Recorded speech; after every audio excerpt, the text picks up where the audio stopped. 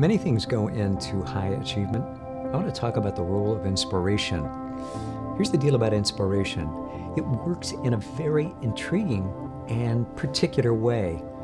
If you've got a goal and you are working toward it, when inspiration is introduced, and that is something that deepens your emotional engagement, that gives you a sense that there's a real importance, something about the thing you're doing that is in and of itself of significance and importance, and you feel then the desire, an upwelling within you to do everything you can on behalf of this project or this endpoint that you want to reach, that's inspiration.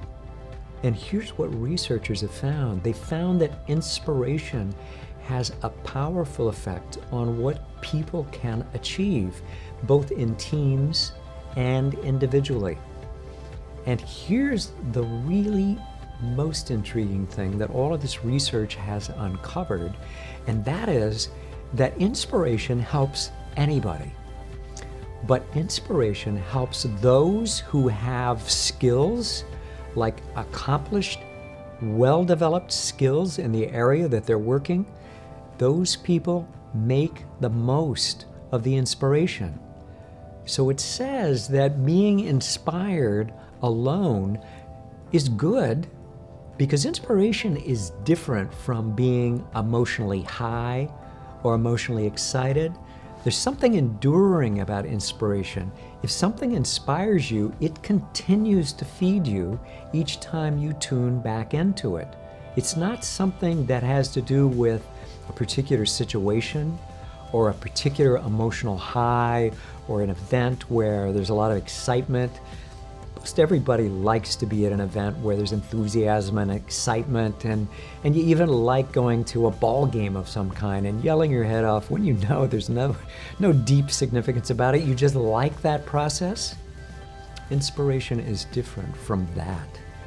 It is like a deep sense of maybe even the magnificence of what you're doing, or its importance, or what it can provide to humanity, or at least what it can do aesthetically, like an expression of your skills and your creativity that arrives at being something, a finished product, or a message you have to give to people, or a book you've written, or anything else where you pour yourself into it with a deep desire from the heart to make this thing see its final closure, to realize it in your lifetime, or in the span of a project you're working on.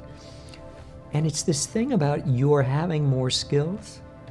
It means that you've got some stuff to work with. You've got knowledge, you've been trained, you've availed yourself of the resources and the mentoring that you can get, and you invest in yourself in that way. And when you then have this thing to do that truly lends inspiration to your efforts, you'll go much farther than the people who don't have the tools. You've got to get tools, and then when you combine it with inspiration, that is a potent package that moves you forward.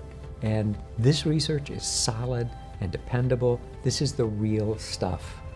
So you can work with that and see if the projects you're working on give you inspiration. And if they don't, how can you add some aspect to it that brings more of that inspiration? You know, sometimes it's context. If you feel like you're down just doing this little part, sometimes it can feel like your efforts are small, they're not that big, and you lose track of the larger sweep of what's going on. But if you're playing one part of something that's great and it's delivering something to people, a project, an end result that's of great significance, go there and milk that for what it's worth. Let yourself bask in the great thing that you with a team of other people are pulling off and doing. And you can even be inspired about a team you work on doing the best work that's being done anywhere. That can be a source of inspiration, right? So that's another reason to reach and stretch and go for those larger goals, not to aim low, because bigger goals carry with them more natural inspiration. Okay, put that inspiration together with solid skills, and you've got something really significant that's going to move you ahead right away.